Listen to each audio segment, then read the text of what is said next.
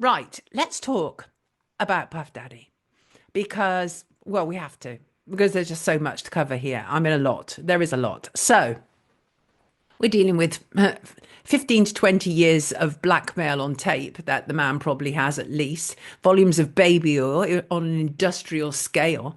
Puff Daddy, of course, music mogul, music executive, CEO of Bad Boy Records, the producer who brought the Notorious Big to fame and many other people, including Faith Evans.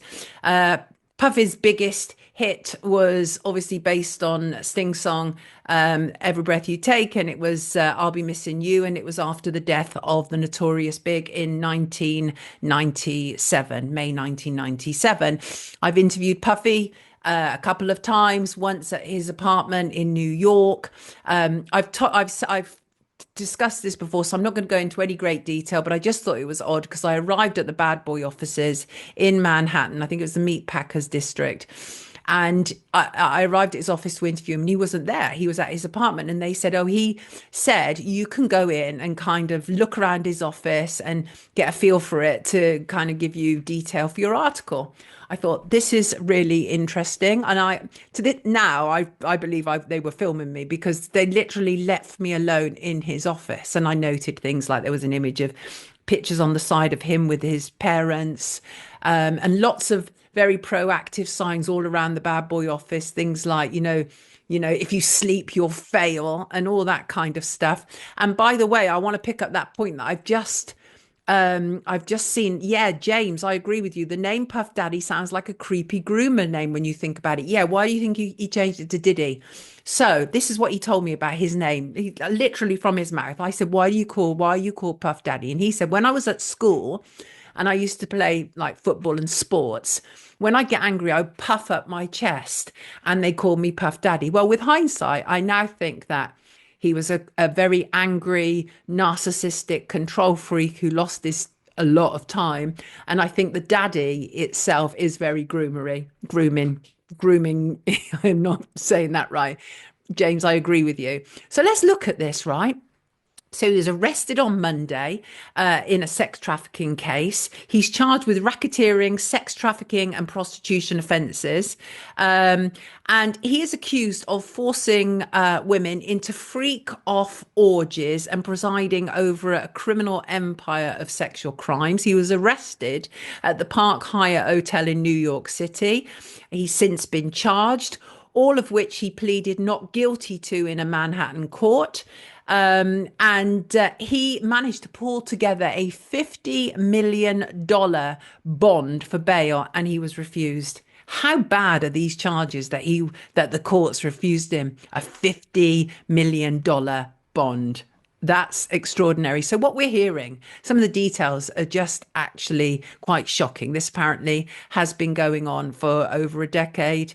And I think with Mohammed Al Fayed, probably much longer, actually. And bear in mind, these are all just allegations at the moment. These are all just allegations, although there appears to be an awful lot of tangible evidence to support it. So, as I say, the charges are tied to these freak-off parties, coerced sex acts that Combs allegedly orchestrated and recorded, according to the indictment, the 14-page indictment, which I've read, which is gobsmacking. And who does that remind you of, right? Mossad recorded people in these situations. That's what Jeffrey Epstein was doing, right? MI5 and MI6 do it as well to use as blackmail, especially when it involves children. The thing is what Puff is involved oftentimes was men on men. Now, that shouldn't be a problem. That's not illegal, right? It's not illegal to be same-sex attracted. But Puffy comes from a world where it was a distinct no-no to be gay, right? In hip hop, a distinct no-no. So I think that's probably contributed to it to a degree. But we also saw that video, didn't we, where Puffy was beating up his then girlfriend, Cassie Ventura. And you saw that, I mean, I'm sure people saw the rage in a hotel where he was kicking her, dragging her by her hair. And now we discover that was after a freak off and she was trying to escape. And she was with him for a very long period of time. So let's go into this. So these recordings have been described as sensitive, embarrassing, and incriminating. And they they were no doubt being used as collateral to ensure like the obedience and silence of the people involved. He is said to have exerted control over victims by promising career opportunities, providing and threatening to withhold financial support, dictating how they looked, monitoring their health records. Where have we heard that before? These predators monitor people's health records to check that they're clean to be raped or whatever, right? And Puffy was also said to be controlling where they lived, according to the indictment. As I say, the bail was denied. He's a control freak. The idea of him being locked up will kill him. He begged for bail, proposing his own home and his mother's as part of a $50 million bond. It was denied, as I say. So how bad are these charges that they denied such a huge one? Oftentimes, bail is usually set for big clients like this, or big clients for big names like this. Bail is often set in America around the $20 million mark. He doubled that and more and was still refused it. And amongst some of the revelations to come out, shocking, more than 1,000 bottles of baby oil and lube were seized from his homes. He was also accused of making women have sex with male prostitutes until they were so worn out they required IV drips. And what's interesting is arguably none of this criminal case would have happened if the civil cases hadn't happened first. Remember, he's being sued from all over by all manner of people, including Cassie, which is who he settled with recently. And these civil cases led to criminal cases. This is a good way to do it if you're unable to get the police involved. As I say, over the past year, he's been sued by people who say he subjected them to physical or sexual abuse. He has denied many of those allegations. And his lawyer, Mark Agnifilio, called the new indictment an unjust prosecution. As I say, it was the civil charges that made the difference. The evidence gathered in litigation against people who were suing Diddy piled up, and much of that information has led to the criminal investigation and the charges. Bravery led to this potential expose of a powerful music industry executive and those involved. And those involved are where it's probably getting very troubling right now for Hollywood and the music industry, because it took the most vulnerable, those who had been beaten, those who had been silenced, those who had been threatened, to stand up and say no more. Abused individuals saying, I'm not going to let this monster get away with it anymore. And while it must always be innocent until proven guilty, we all know he beats women because we've seen it now. So he is absolutely a piece of, right? The Cassie Ventura one is a perfect example. Many of the depraved allegations against Diddy first came to light almost a year ago when Cassie sued him for rape, physical abuse, and mental abuse. She alleged that he coerced her into sex acts with multiple male prostitutes. And she also said she herself was tasked with finding the prostitutes online. And this is quite common as well. We heard that Combs would then watch the encounters, film them, and masturbate, according to the lawsuit. The free costs were detailed in Cassie's November lawsuit, which delved into her decade-long nightmare she allegedly endured in the relationship. And some people say, why didn't she leave? Well, this is always very hard. It really is. And the problem is when you get that beaten down, it's like you don't know your own mind. You're like in such a fog and such a haze. And she would have been told, repeatedly, if you do this, we're going to kill you. We're going to come after you. Right. So the level of fear around these people, because people are like, why would you stay with an abuser? Well, we saw her trying to escape. He ran down the corridor and he dragged her by her hair back to the room. He beat her. He kicked her in the head because he's a monster. He's a monster. And that was after a freak off in an LA hotel in March 2016. And you know what they did, right? They hid the footage. The hotel hid the footage. The suit claimed that Combs paid the hotel $50,000 to obtain that security footage of the event. And he and Cassie Ventura settled the lawsuit in just a day after she'd released it. We have decided to resolve this matter amicably, Combs said at the time. I wish Cassie and her family all the best. And sources at the time said that he had to pay Cassie $30 million. So that indictment, right? See you later, Marie. Take care of yourself. Yeah, Mick, I know what made her keep going back. Well, you can see she had difficulty escaping. He was like dragging her back, and that he had his thugs around her. Um, Now, Rosa mentions Clive Davis. Clive Davis, big boss at Arista. For a very, very long time, he oversaw Whitney Houston's career. Clive Davis was, in my opinion, the sociopath who still had his Grammy party on the day that Whitney Houston was said to have been found dead. She was obviously found dead, but I still doubt the circumstances in her bath. And he held his Grammy party below her dead body. The ambulance did not remove Whitney Houston for 11 hours. I always felt that sounded very sacrificial personally. But Puffy was involved with Clive Davis. Absolutely, Rosa. Um, and and so, yes, I saw that, Robert. I saw that. So let's talk about this indictment, right? So disturbing details of these kind of marathon sex parties were exposed in the three-count indictment, including that Combs would fly sex workers from around the world for what would often be these kind of drug-fueled day-long orgies that required IV drips after it and thousands of bottles of baby oil. The document said after freak-offs, Combs and the victims typically received IV fluids to recover from the physical exertion and drug use.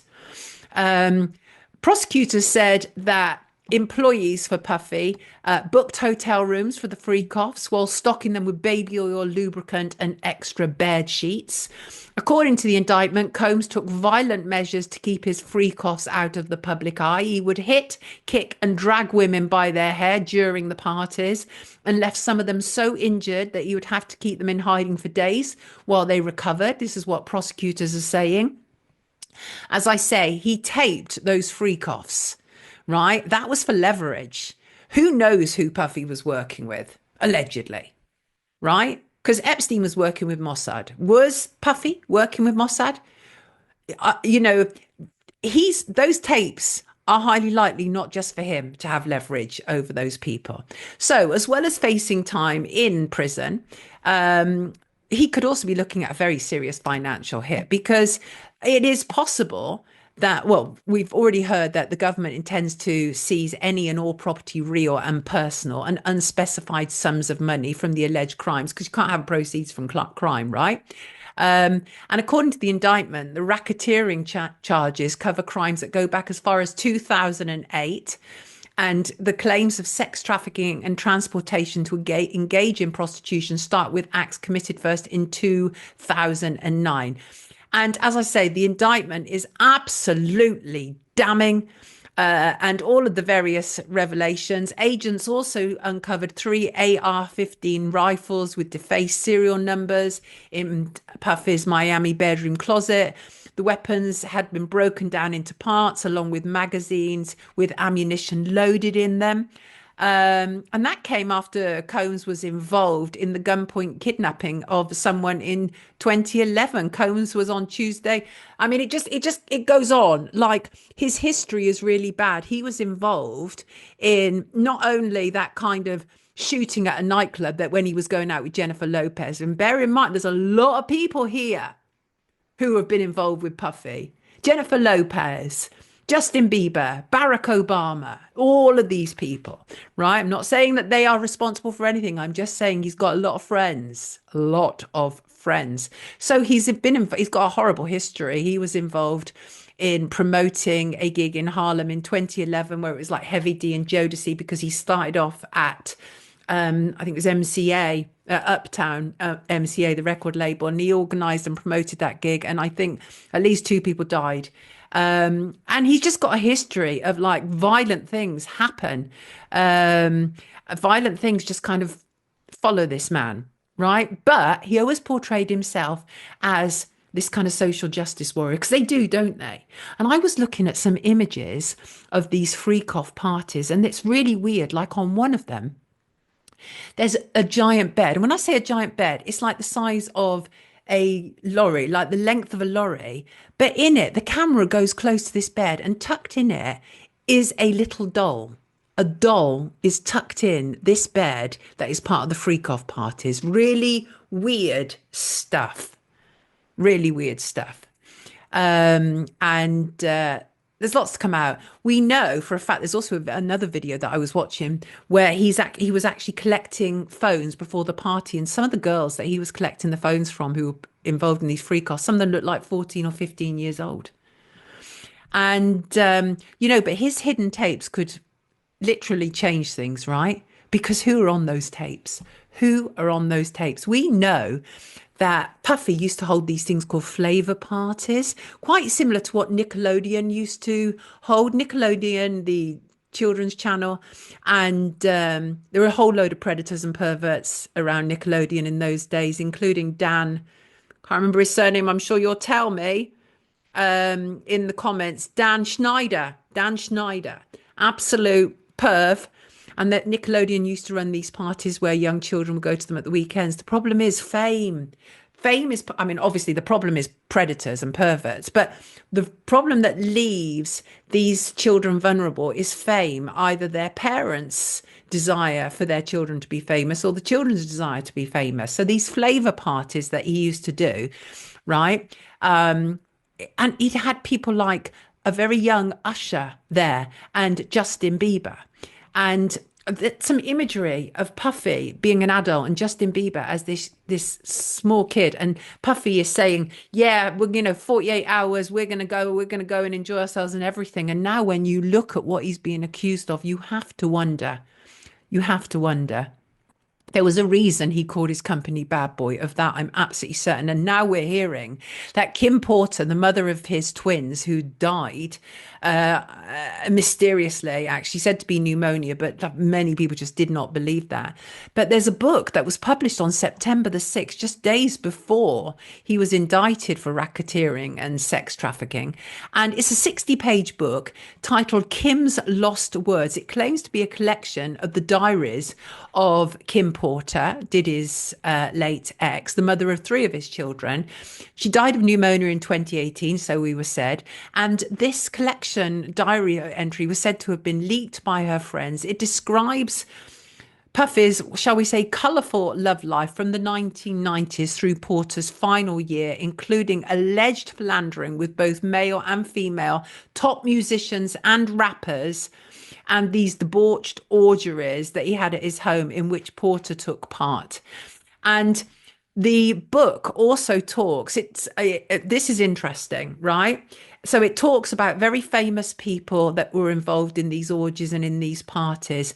And in it, the book recounts discovering and making copies of tapes of Diddy, that Diddy had made himself having sex with young boys that he was managing, right? Including an alleged tape involving an 18-year-old pop star who went on to become a household name. I wonder who that could be.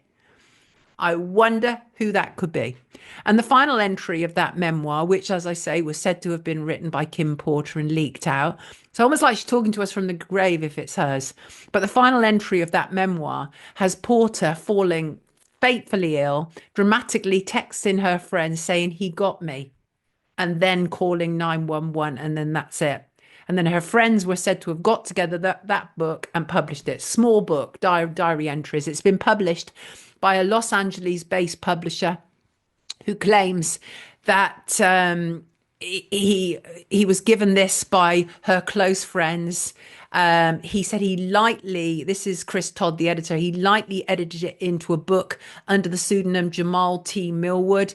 Todd has not, we should say, not offered any documentary evidence to prove its authenticity, but it is available on Amazon and has not been removed. And he said, I was lucky enough to meet someone that purported to have Kim Porter's flash drive. So that's interesting, very interesting. So what else is there to tell you? Well, if he goes down, he's taking his Hollywood accomplices down with him. So, as I say, got lots of very, very famous friends, whether that is Taylor Swift or Hillary Clinton or Barack Obama and Michelle Obama or Usher or Justin Bieber. And I think it's fair to say that Justin Bieber comes over, for me, as somebody who has potentially been abused. I get that. And the other thing that was interesting was all these people from Fortune 500 companies suddenly resigning this week. Very interesting. One who was kind of highlighted and people wondered whether he'd been at the Freakoffs was Kevin Liles, a music executive. Worth about $60 million. He exited this week as CEO of 300 Entertainment. And many people are convinced that there is a link between Kevin Liles stepping down and Puffy's charges. And TMZ had spoken to Kevin Liles back in April, and he said he never knew that Diddy, had those kind of parties. Never knew that. That's it. He said he never knew the Diddy who had been plastered all over the mainstream media. Interesting. And Kevin Lyle stuck by Diddy completely. And Lyle's transition from his company will happen at the end of the month. Sources close to the situation tell us his exit could be directly tied to a massive shakeup happening at Warner as opposed to anything to do with Puffy. But who knows? Who knows? There are loads of other people who have stepped down as well. And I'm not suggesting that they are necessarily involved, but I just think it's interesting. These are a lot of various music and entertainment industry executives. Eric Pryor, president of Fine Arts. Jonathan Holloway, Rutgers president. Then you have people like Kathy Newsham, Bay City mayor, also stepping down. So, like I say, I'm not tying them up with Puffy, but a whole swathe of people stepping down this week. And you have to wonder why. I just think it's interesting. Where are we? We'll look after stream. Don't post it in the chat. What's that? Unforeseen, absolutely. It's completely strange. And I couldn't believe it when I read about it. I don't know what you're talking about. People should look at the video of James Corden sniffing Bieber. Tell me that's normal. John from Coventry. It's not normal. Can I just say, I used to do this kind of series on Rise, another breakfast show that I had developed, and it was called The Dark Side of, and I did The Dark Side of Puffy 2 years ago. And I also did The Dark Side of James Corden, I think 2 years ago. I think both of them, there are clips on YouTube. So we shall see what's going on. But this is one that's going to run and run. It's been going on for a very, very long time. God bless Justin Bieber and all the other children they abused, said Randy. Randy is fairly certain Justin Bieber has been abused. And I hear that. I hear that. But you can see people why today's show had to be the way it had to be, right? It had to be the way it had to be. Dilip wants to know if Epstein Eggstein attend with hidden cameras. I mean, the thing is, right, is that Sean Combs, I'm going to call him his full name, right? Because Diddy makes him sound like some kind of comedy character. And then he went on, he wanted to be called Love and everything. But I really think we should either just call him psycho sociopath or Sean Combs, really. And Kenneth says, save our children, indeed. And the problem, again, I say, a lot of the time, our parents taking their foot off the pedal and allowing young people to be involved. As I say, I saw these young girls who were giving their mobile phones to Puffy before his freak-offs. I didn't see that first time. I saw a video of it. And they were young.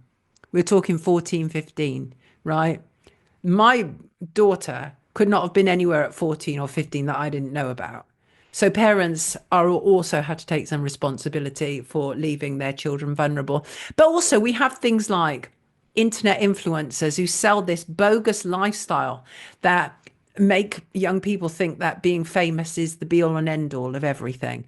I really think that a lot of influencers should come with a public health warning because they just lie. They lie constantly and they're paid to lie.